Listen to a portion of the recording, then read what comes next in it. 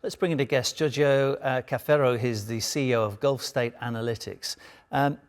This might seem like a really basic question, but I'm still trying to get my head around it. When you see Netanyahu going all that way to meet with Donald Trump, a lot of people were thinking there's going to be some kind of announcement. So the fact that they just seem to be sitting down to have a chat and have dinner, what's behind that?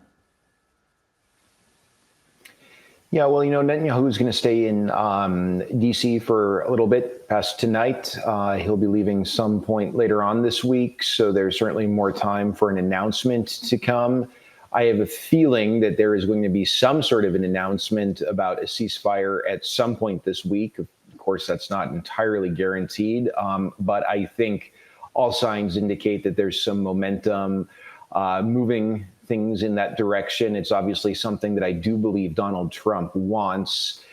And, time will tell. Again, nothing's guaranteed, but the fact that there wasn't a big announcement this evening, I don't think means that one will not come later this week. Yeah, it's an interesting perspective. And again, maybe it's the case. Why else would Netanyahu be there? But if they come up with a short-term deal, let's say like a 60-day ceasefire as was mooted, I mean, it's hardly really the stuff of winning him a Nobel Peace Prize, because it's just, as they say, kicking the can down the road, isn't it? It brings us no clearer to a solution.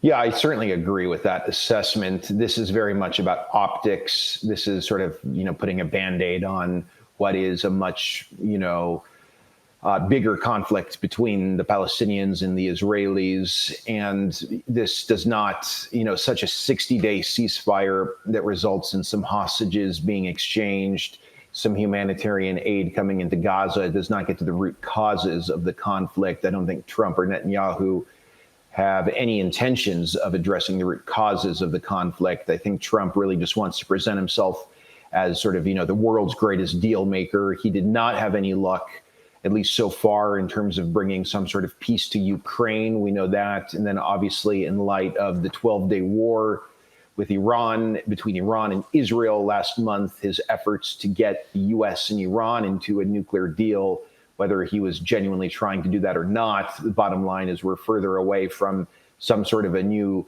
deal with the Iranians than we were before that war started. So I think the idea of coming up with some headlines about peace in Gaza that comes along with some sort of announcement of a very, very temporary ceasefire would serve Trump well in terms of, advancing this image of him being a peacemaker. And also Trump really wants to be a president who succeeds in expanding the scope of the Abraham Accords, one of the main legacies of his first term. And I think he clearly has a deal with the new Syrian government whereby, in exchange for removing HTS from the terrorist designation list and removing the U.S. sanctions on Syria, it's part of a quid pro quo arrangement whereby Damascus will enter into some sort of a normalization agreement with Israel. I think there might be some sort of an announcement of that this week. And that's going to, of course, add to Trump's narrative about being a peacemaker in the Middle East. Giorgio, good to speak to you again. Giorgio Cafiero is my guest. He's the CEO of Gulf State Analytics.